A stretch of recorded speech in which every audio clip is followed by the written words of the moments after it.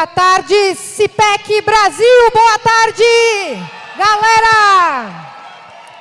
Estamos aqui hoje muito emocionadas, todas essas mulheres maravilhosas que eu estou tendo a honra de mediar nesse debate sobre um dos temas que mais questiona a mulher conservadora, que é ao mesmo tempo uma mulher moderna que está perante todos os desafios, tal qual igual os homens, porque todos nós temos direitos e deveres iguais.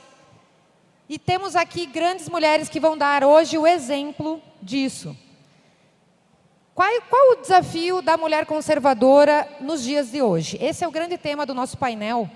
E eu queria começar agradecendo pela presença dessas maravilhosas, especialmente também a Ana Paula, que veio direto dos Estados Unidos. Só para ver vocês, só para receber esse carinho. A nossa queridíssima Ana Caroline Campagnolo, que é do nosso amado estado de Santa Catarina também. Obrigada.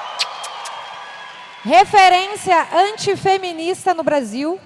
E também a nossa queridíssima advogada Fábio Barroso, também outra guerreira, ativista e influenciadora.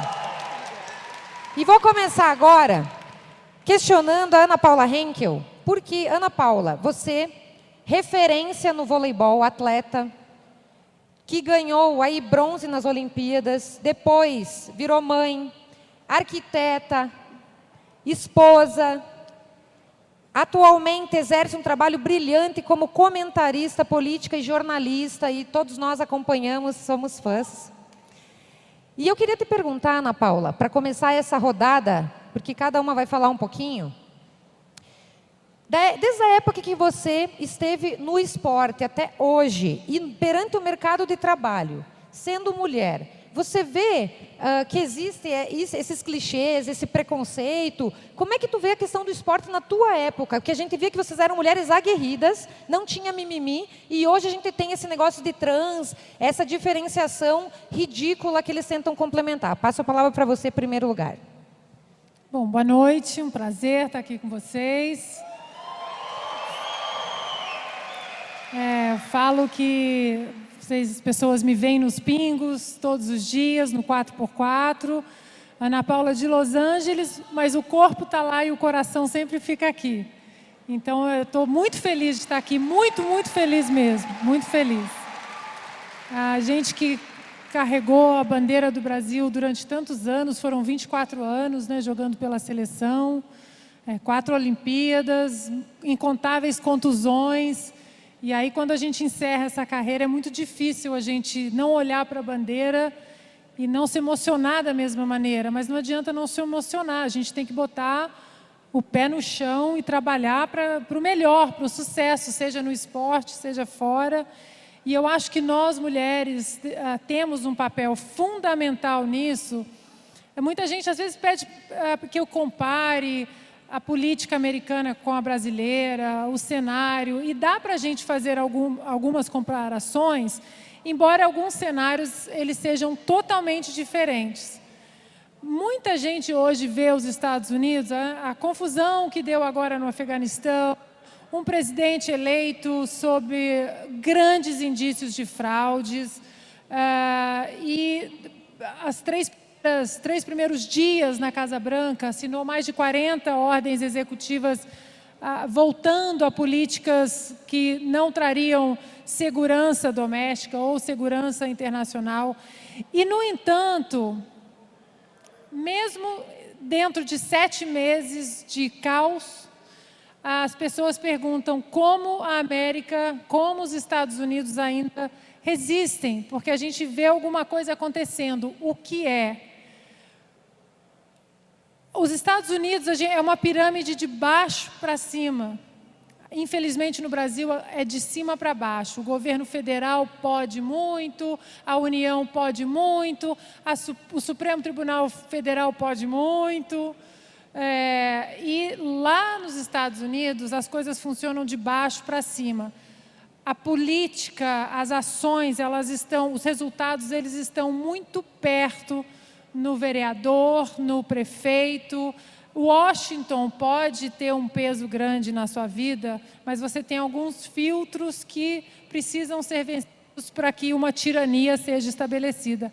E por que eu estou falando isso tudo? Porque um dos papéis fundamentais dessa pirâmide, de baixo para cima, que não deixa projetos de tirania avançarem, é a mulher que salvaguarda a sua família. A mulher, na cultura americana, ela é um pilar fundamental na segurança da família, na segurança, na troca com o marido. Hoje eu vejo uma política, a Ana vai falar até mais sobre isso, uma vontade de igualar as mulheres aos homens. Não tem que igualar as mulheres aos homens, nem os homens às mulheres. Nós somos diferentes e nós nos completamos. E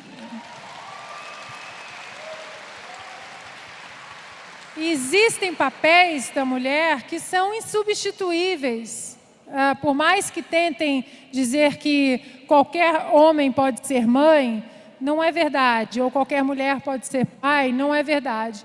Acho que quando a mulher tem esse empenho e esse projeto de nutrir a sua família, os seus valores, os seus princípios, tudo reage de dentro para fora. Então, a gente está chegando perto de uma eleição presidencial o ano que vem, e a gente fala muito no executivo.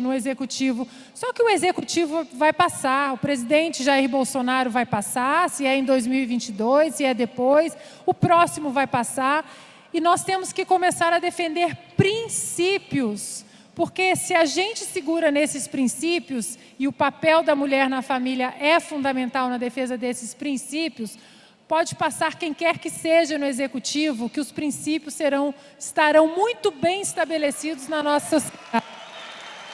Acho que é isso.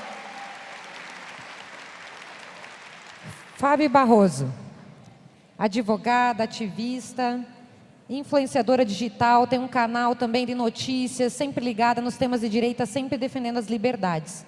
Você concorda com a Ana Paula que o papel da mulher, além de ser onde ela quiser, ela também tem um papel em cada local importante a desempenhar? Passo para você comentar também, assim como a Ana. Boa noite, pessoal. Primeiro, é um grande prazer estar aqui. Fico realmente feliz de poder falar por um setor inteiro aqui, que é a advocacia. A advocacia, até a palavra é feminina, gente, mas o que a gente vê hoje, na verdade, é a ausência de direitos fundamentais que estão até ligados no que o Brasil sempre gostou demais, que tem a ver com o que está na Bíblia, são os direitos naturais. E o papel da mulher, principalmente atuando como advogada, é fazer talvez essa diferença. Meu avô foi advogado e se formou com 50 anos, e ele sempre me dava esse exemplo, que não é exemplo concreto da advocacia, mas acaba servindo porque a advocacia e o direito deveria ser bom senso, viu, ministros? E a aplicação desse bom senso, obrigada, uma coisa assim, fundamental é que, obviamente, existe diferença entre homens e mulheres, e elas se complementam para a solução de algo. Então, eu vou dar um exemplo muito simples, qualquer pessoa vai entender, até os ministros. Por exemplo, antigamente, quando uma chave ficava presa dentro de um carro, que não tinha manivela, não era eletrônico, ele dava o exemplo seguinte, ficava ele e minha avó olhando como é que iam fazer aquilo. Ele ia ou na força, ou pegando alguma ferramenta para abrir aquela porta, e a minha avó reparava que tinha uma fresta bem pequenininha, enfiava uma linha e puxava o trinco. Ou seja, os dois tinham a solução pelo mesmo problema, mas um com a característica bem da mulher, que é essa coisa mesmo, de um pouco mais de olhar a situação mais simples, e o homem, às vezes, de mais pé no peito. E na advocacia não tem sido diferente. O que tem sido diferente, a gente chega nos cargos de liderança, não tem tanto problema dentro da profissão. Mas o que a gente tem é uma ausência de representatividade, principalmente no nosso órgão de classe. Aí sim, aí falta conservadores e falta mulheres conservadoras. E é uma das bandeiras que a gente precisa levantar, porque a importância, a gente está vivendo hoje, a importância do direito, não existe democracia sem a liberdade e a advocacia. E assim, é uma das coisas, das pautas principais, é a gente saber cada um o seu lugar. Mas homens e mulheres juntos, com esses princípios que a Ana Paula mencionou, e eu acredito muito em Deus, né?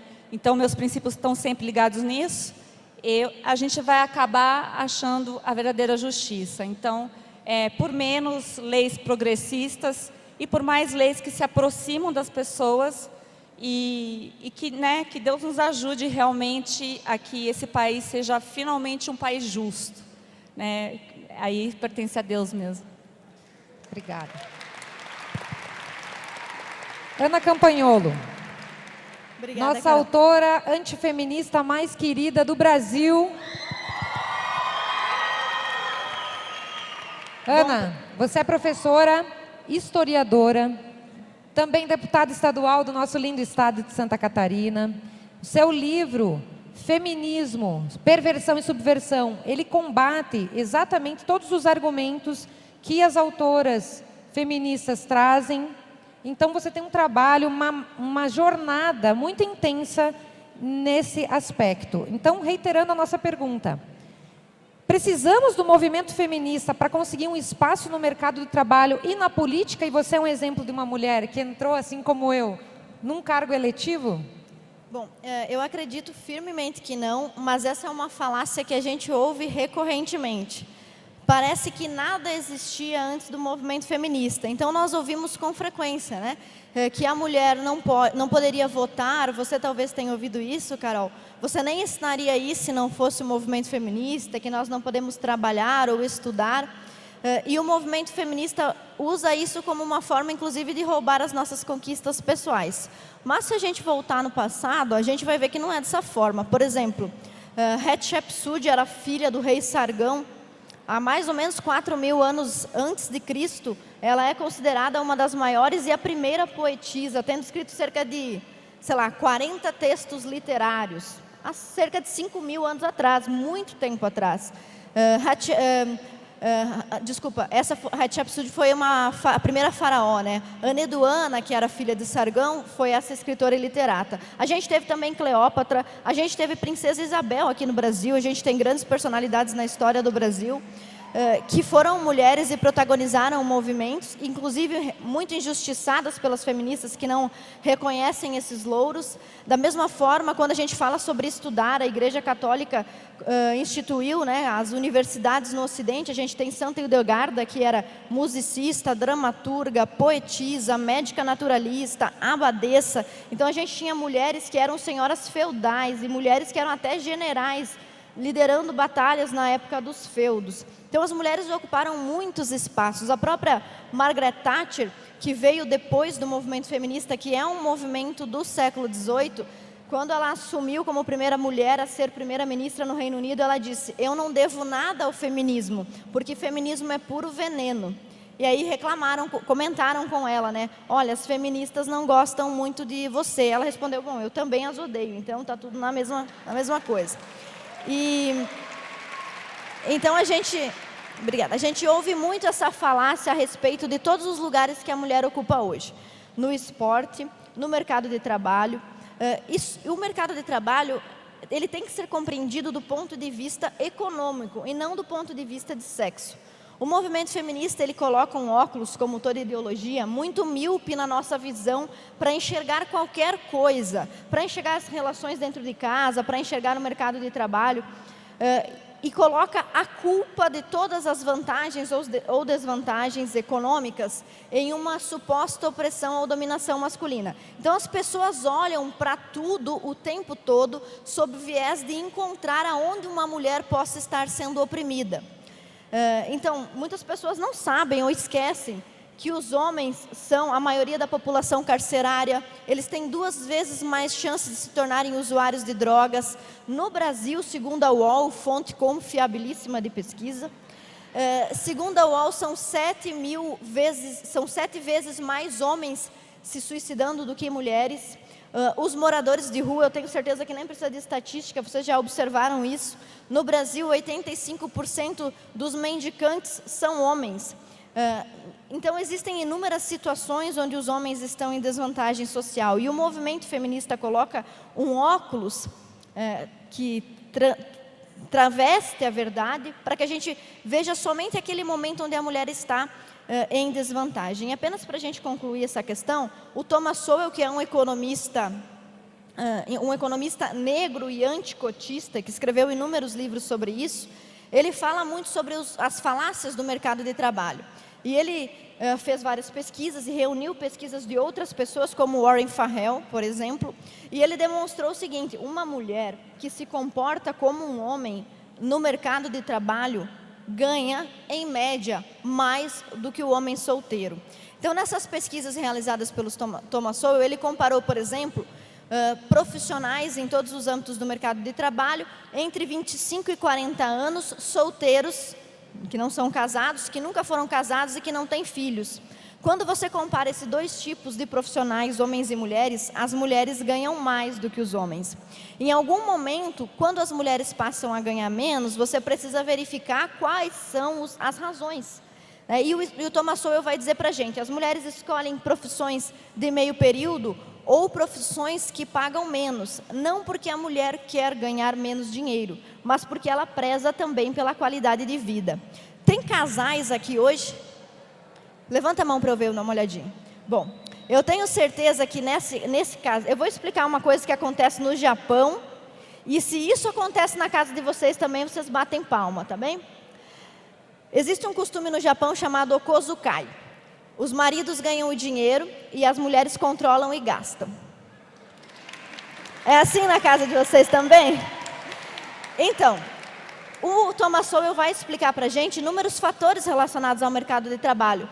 E esse é um deles. E ele diz que as coisas que afastam a mulher do melhor salário não são um preconceito do empregador, mas as escolhas que a mulher faz. Por exemplo, na medicina, já que nós estamos falando de trabalho.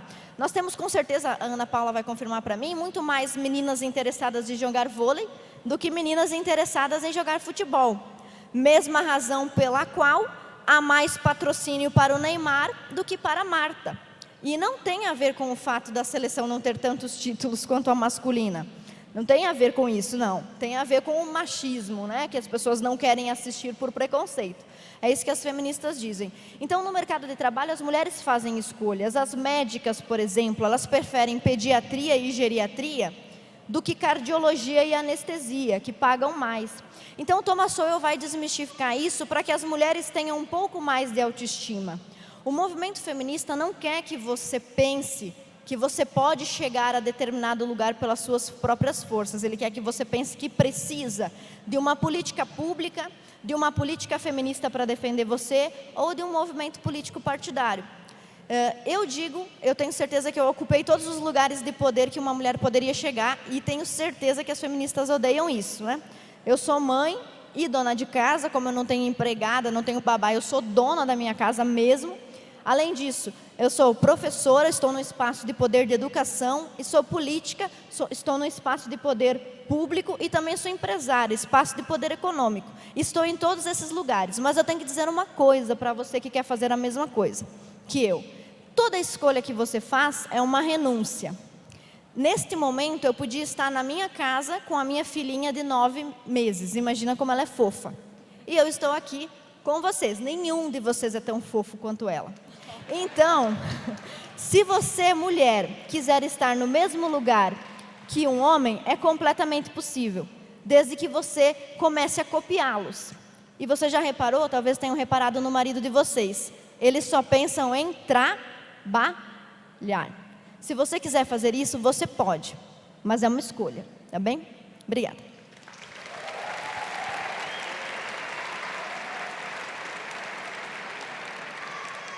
Muito bom, Ana. Muito bom ressaltar, Ana, essa questão de que é uma questão natural que a mulher tenda a certas áreas do saber, são as áreas mais humanas e sociais, e muitas vezes os homens são mais das exatas, das engenharias. Isso é uma tendência da natureza, uma tendência dada por Deus, conforme a vocação natural do homem e da mulher. Mas, ao mesmo tempo, nós nunca tivemos tantas oportunidades, um mercado tão aberto para que homens e mulheres possam concorrer para chegar aos seus sonhos e aos seus objetivos. E, nesse sentido, jogando de novo a bola para a nossa querida Ana Paula Henkel, Ana, por mais que nós tenhamos hoje esse mundo de oportunidades, nós temos um desafio interessante que eles nos passam a impressão, a esquerda e o movimento feminista, de que há um certo domínio do pensamento politicamente correto, né? Eles estão ditando, eles têm um arcabouço linguístico, eles têm um envolvimento, principalmente que afetam as mulheres jovens, principalmente que afetam as tendências, reações, emoções, eles têm todo esse arcabouço e nós de direita, conservadores, muitas vezes a gente perde nesse desafio de atrair as mulheres ao conservadorismo e se passa uma visão retrógrada de uma mulher conservadora. Então, eu queria que você abordasse um pouco esse tema. E lembrando da questão do esporte também, que eu tinha te perguntado. Bom, eu acho que a gente tem que sempre passar para as pessoas que conservadorismo não é uma ideologia. As pessoas confundem muito, algumas pessoas não confundem, passam isso para frente de uma maneira negativa. O conservadorismo nada mais é do que você conservar o que, acho que aqui todo mundo, eu não preciso ficar chovendo no molhado, conservar o que deu certo, as tradições, as instituições que funcionam, né? Porque ultimamente aqui em Brasília tem uma que não está funcionando muito bem. E entrar com o progresso à medida que o mundo avança no seu progresso, na sua modernidade. E o que é a beleza do conservadorismo é porque a esquerda hoje diz, a mulher pode ser o que ela quiser ser, desde que ela seja de esquerda. Se ela não for de esquerda, ela não pode ser mãe, empresária, política, aí não pode. Então, essa coisa de sororidade que elas falam muito, isso não existe, né? Quando alguma mulher está sendo atacada, alguma mulher conservadora, que defenda valores familiares, valores religiosos, valores institucionais. Então, é muito preocupante que nós quebremos é muito importante que nós quebremos essa espiral do silêncio e educar o que é conservadorismo, que a mulher pode estar onde ela quiser estar, se é na economia, na política, no empresariado, ou como só dona de casa. Uma mulher que quer parar tudo para se dedicar aos filhos, ao marido, à família, aos valores, é lindo, isso é lindo. E só não acha lindo quem demoniza exatamente, vou usar uma palavra que eles usam, o empoderamento feminino. Eu fui convidada há alguns meses para escrever um artigo para uma escola particular, aqui no Brasil, numa grande cidade, uma escola que tinha uma edição física a cada 6 meses e que nessa edição eles iam celebrar as mulheres. Só mulheres escreveriam na revista semanal, que vai para pais, professores, enfim. E eu fui abordada para que eu escrevesse, porque aconteceu um caso na escola e a pessoa queria que eu abordasse esse caso, porque coitada da aluna. Uma aluna passou para uma classe de engenharia dessa escola, mas essa aluna desistiu porque na classe, era uma classe de 28 homens, só ela era mulher. E ela desistiu. E essa pessoa queria que eu passasse a mão na cabeça dela. Falei, olha, acho que você não acompanha muito os meus artigos, mas eu não vou passar na cabeça dela. Não tem como. Ela deveria fazer o oposto. Ela deveria entrar nessa classe de 28 meninos e provar que ela era tão boa quanto eles. Eles ganhariam um respeito absurdo dessa moça. Absurdo. Você discutir de igual para igual. Você mostrar que você tem valor numa área que teoricamente é deles porque eles escolhem. Não é porque é deles porque eles tomaram ou por machismo, é porque eles escolhem mais engenharia. E o que me deixa muito chateada, com raiva, é porque nós vivemos... Tem um livro do Ben Shapiro, vocês conhecem, devem conhecer Ben Shapiro. Tem um livro dele que se chama Do Lado Certo da História. Tem um capítulo desse livro que fala que nós vivemos nos tempos mais livres da humanidade. A gente pode ser astronauta, enfermeira, dona de casa, homossexual, bissexual, assexual. A gente pode ser o que a gente quiser. E, no entanto, é a geração mais afetada, mais reclamona por excesso de liberdade. E dentro disso, para finalizar, dentro disso, outro ponto que me entristece bastante é que hoje as mulheres que dizem defender as mulheres, elas não querem defender as mulheres, elas querem demonizar os homens. É bem diferente. E aí você volta na história, você pega imagens do desembarque nas praias da Normandia, tinha alguma mulher ali, meninos de 19, 20 anos, defendendo a nossa liberdade hoje de ser enfermeira, homossexual, bissexual. Não tem ligação? Tem ligação. Nossa liberdade estava em xeque. Então, demonizar homens, para mim, é uma das pautas mais vis e ignorantes do feminismo, porque são exatamente esses homens bons que fazem leis para nos proteger. São homens bons que caçam criminosos, são homens bons que são parceiros, que são companheiros, são homens bons que enaltecem mulheres fortes. Então, esse feminismo de hoje não tem nada a ver com defender as mulheres, mas demonizar os homens. E o problema desse feminismo que coloca todos os homens num balaio machista e não da masculinidade, que é bem diferente, esse é o grande perigo, porque a partir do momento que nós não temos homens fortes na nossa sociedade, que enaltecem mulheres fortes, que fazem o melhor casamento do mundo, como a Fabiana muito bem disse, habilidades diferentes, resolver os problemas de maneira diferente, se complementar. Se isso acabar, se os homens fortes da nossa sociedade acabar achando que assim, que homens, na verdade, são mulheres com defeito, a nossa sociedade está fadada ao fracasso. Então, mulheres fortes defendem homens bons e homens fortes.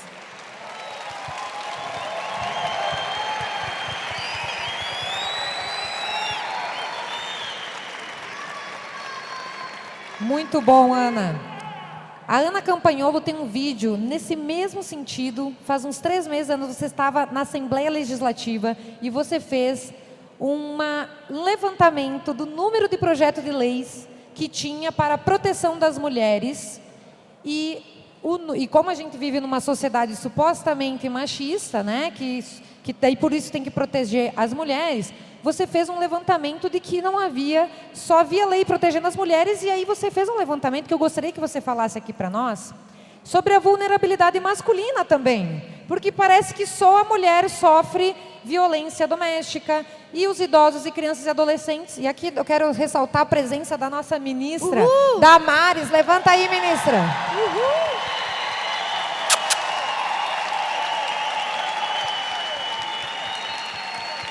Nossa ministra, protetora da infância, protetora dos idosos que nessa pandemia sofreram abusos terríveis, né? Idosos, crianças, adolescentes, mulheres, de todos. Direitos humanos para todos, né? Obrigado, ministra, pela presença, tá? Mas a ministra, com tudo isso que ela já passou na vida, que ela defende, ela não é defendida pelo feminismo. Não é absurdo. Uma salva de palmas para a ministra Damares, novamente.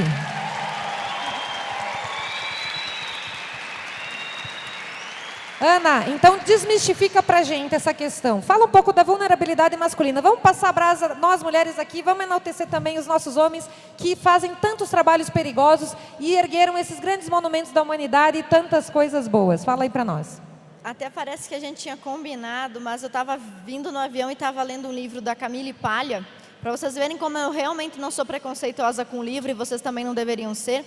A Camille Paglia é uma feminista que se auto-reconhece, parece que não tem uma compatibilidade entre seu sexo e seu gênero. Enfim, talvez ela seja uma transgênero, algo assim. Mas enfim, ela é uma feminista muito honesta, o que é bastante raro. E no livro dela, que eu estava lendo a caminho, eu encontrei um trecho onde ela fala que as feministas de verdade deveriam reconhecer a glória dos homens. Enquanto a Ana Paula falava, eu me recordava disso. Esse episódio que a Carol mencionou aconteceu na Assembleia Legislativa porque foram apresentados inúmeros projetos sobre mulheres. O tempo todo. Toda semana, projetos voltados para as mulheres, o tempo todo. E eu estava questionando e levei um relatório que mostrava que, desde que eu comecei o meu mandato em 2019, no Congresso, que é onde a Carol trabalha, eu trabalho na Assembleia Legislativa de Santa Catarina, foram apresentadas 1000 proposições relacionadas às mulheres. 1000 proposições relacionadas às mulheres e 4 proposições relacionadas aos homens. E eu estava muito indignada naquele dia porque eu apresentei um projeto de lei, uma emenda a um projeto de lei que visava garantir vagas de emprego para mulheres vítimas de violência. E eu inclusive argumentei, pois se tiver um casal, um par homossexual que vive junto e um deles agrediu o outro, aquele homossexual vítima de violência não tem acesso a essa reserva de vagas porque ele é homem. E a gente estava falando sobre isso. Eu apresentei uma emenda trocando a palavra mulher por pessoa vítima de violência. E a minha emenda foi derrubada na Comissão de Constituição. Por como é que pode ser uma emenda inconstitucional que troca a palavra mulher, que dá a isonomia do direito? Enfim, então nós discutimos muito sobre isso. E por que isso acontece no fim das contas? Muitos parlamentares homens, é importante falar isso, muitos parlamentares homens têm medo de desagradar o público feminino, que eles acreditam ser desentendido a respeito do assunto, e não fazem frente a projetos que são claramente uma desconfiguração do direito. Além disso, o movimento conservador não comunica sua mensagem com a mesma força que o movimento feminista. E ele é um sistema que se retroalimenta, Carol, porque a deputada que se elegeu dizendo que luta pelos direitos iguais para as mulheres, quando ela chega no parlamento, ela não conta para ninguém, mas as mulheres já têm direitos iguais. Então, o que ela vai fazer ali? Ela vai ter que inventar alguma coisa para dar resposta para o eleitor. Então, apresentam um sucessivo de projetos e eu vou dar alguns exemplos. As mulheres, disse uma outra feminista, Cristina Hoff Sommers, estão no seu momento, como bem disse a Ana Paula, de maior liberdade. O Ocidente é o lugar onde as mulheres mais têm liberdade. Em alguns momentos estão iguais aos homens e em muitos outros já superaram os homens. Então, eu vou dar 2 exemplos desses projetos que parecem fazer bem à mulher e eles são pautados por políticos eleitoreiros. Eles querem o voto para permanecer ali. Exemplo bem claro foi o nosso projeto de cota na política. Um projeto de 30% de vagas reservadas dentro dos partidos políticos. Não é 30% para a mulher, é 30% de diferença de sexo, desculpa. Olha aí, nós perdendo a batalha. Quase que eu falo gênero, mas eu corrigi. 30% das vagas têm que ser reservadas para um dos sexos, ou homem ou mulher. No último parecer do TRE, em 2016, foram informados 16 mil candidatos fantasmas. O que é o candidato fantasma? É aquele cara que não vota nem nele mesmo. Ele foi candidato só para fingir e ele vota em outra pessoa. Dos 16 mil candidatos fantasmas que o TRE indicou em 2016, 14 que foi votada no dia 16 de maio desse ano. Não sei se vocês lembram disso. Eles criaram um sistema eleitoral chamado sistema... As pessoas vão votar e aí você pega... mulher. O que aconteceu? Estava... No dia 16 pela manhã, no dia 15 à noite, amanhã será uma grande... Finalmente as mulheres vão ter o mesmo número,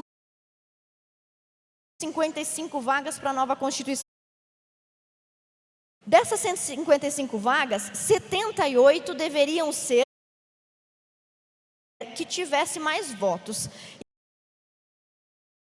Ao contrário, menos votos. 77 entenderam o sistema zebra, né? Uma cota. Dia 16 de maio, após abrirem as urnas, 11 mulheres, dentre elas, tiveram que ceder a sua,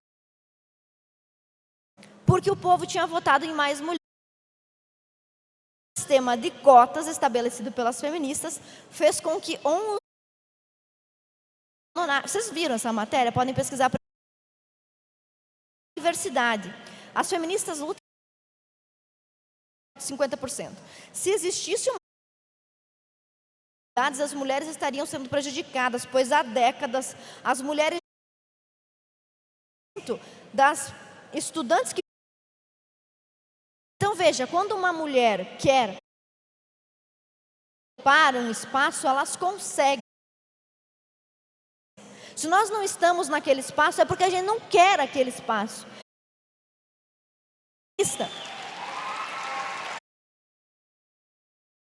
Que talvez as mulheres, a maior parte das mulheres, ou talvez não queira estar permitido e incentivado. Pense quando você ver uma política pública voltada para as mulheres. Sempre pense, não seria mais justo estender essa política para todos? E quando vocês chegarem em casa, vocês vão para a internet e pesquisa que tipo de direito que os homens têm e as mulheres não. Tema de casa, tá bom? Obrigada.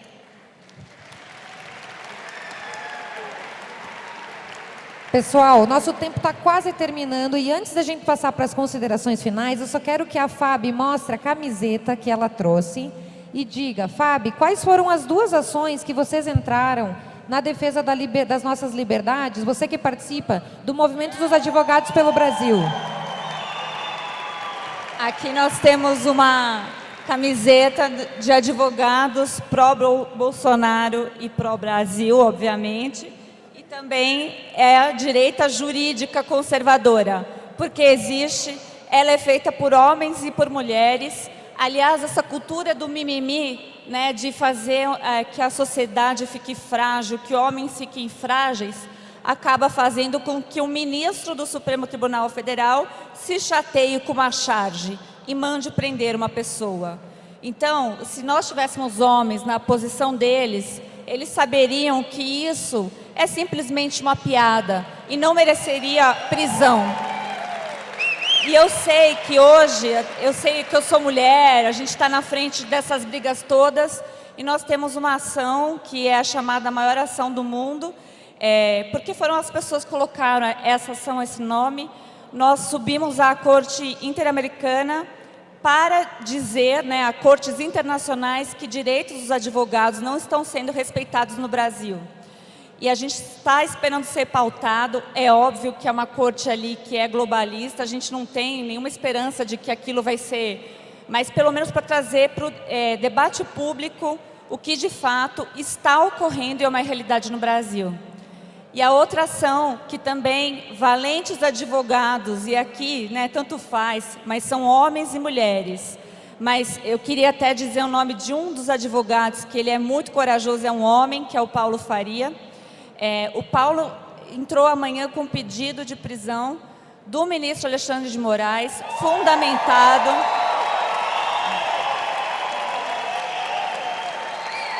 com pedido de prisão em flagrante, fundamentado nas decisões jurídicas que está ocorrendo no Brasil. Mas, independente disso, nós, o Movimento de Advogados pelo Brasil, nós também fizemos uma ação com 350 advogados, pedindo, junto à PGR, também que fosse apurado crimes de responsabilidade do ministro Alexandre de Moraes. Mas, infelizmente, essa ação não foi acolhida.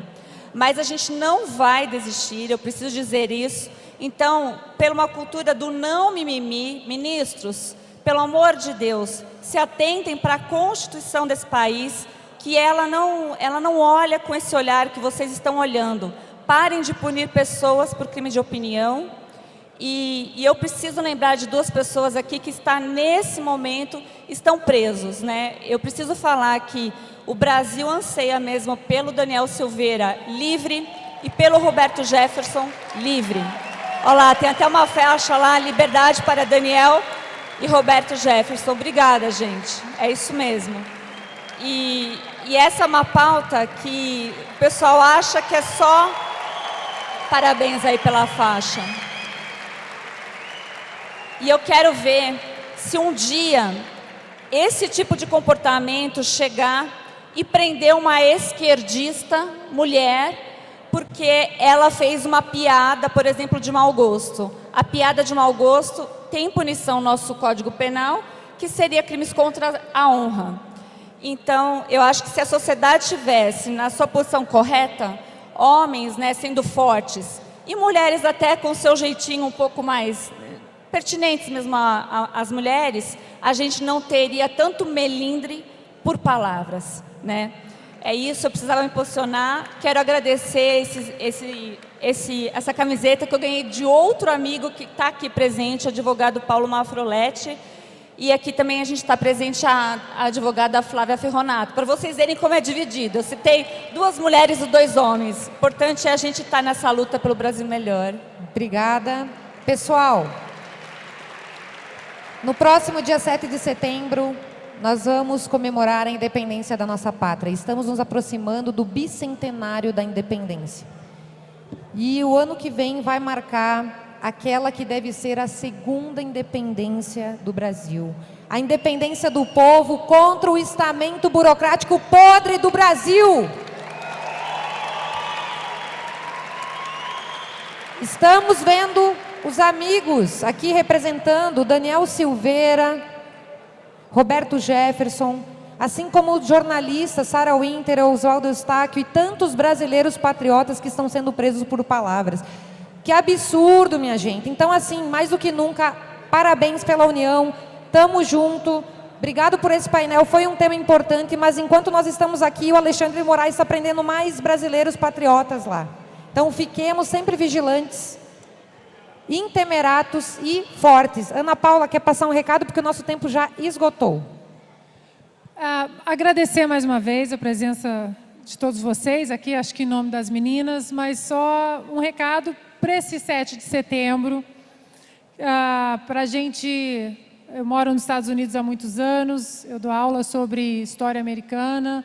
A Revolução Americana não aconteceu em 1 ano, nem em 4. Foram muitos anos, muita resiliência, muita perseverança. E como um dos pais fundadores americanos, segundo presidente John Adams, que dizia que o caminho da Revolução Americana tinha que ser para uma nação de leis e não de homens. E nesse 7 de setembro, e no nosso caminho para consertar o Brasil, a nossa Constituição deve ser o único norte possível. O único norte possível. Perseverança, resiliência e a nossa Constituição como bússola moral.